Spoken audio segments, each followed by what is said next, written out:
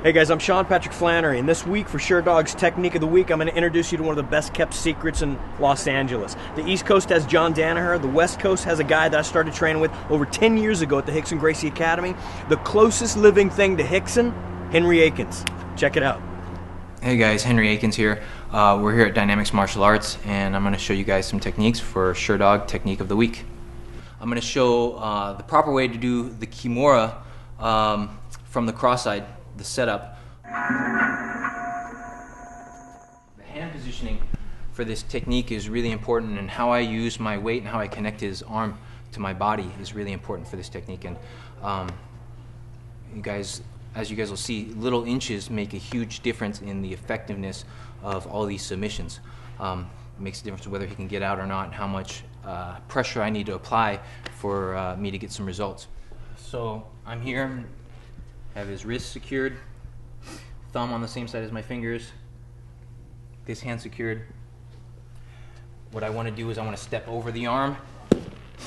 Once I step over the arm, now I want to do is slide my knee down, foot back, so that his arm is trapped. My knees are pinching tight, so now it's hard for him to get out. His arm is out, he can sometimes push his head free. From here, what I want to do is I want to connect his elbow to my chest. And now what I'm going to do is I sit back and I glue everything to me. So my elbows are glued to me, everything's glued to me. And all I'm going to do is I'm going to turn my body to the side. Okay?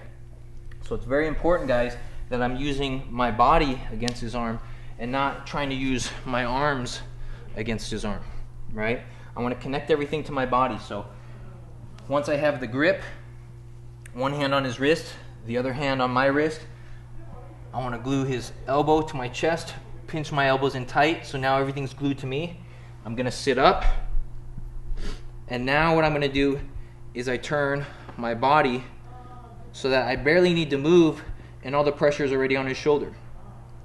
One of the big mistakes you guys saw in the Dan Hardy and George St. Pierre fight, when George went for the arm lock on Dan Hardy and everyone thought his arm was broken and he couldn't get it, is the arm was too low.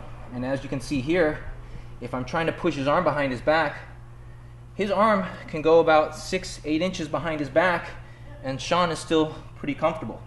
So even from here, there's not much pressure because nothing is glued to the body. So what I want to make sure is it's tight and I suck everything into me. Now his wrist is barely going past his back and he already has to tap. So you guys want to make sure that instead of going here and trying to push, which you can see there's a lot of flexibility, I want to have everything glued to me, elbows sitting up, and just turn the body. So I need very, very little movement and a lot of results. And that's the Kimura, guys. Thank you for watching Sure Dog's Technique of the Week.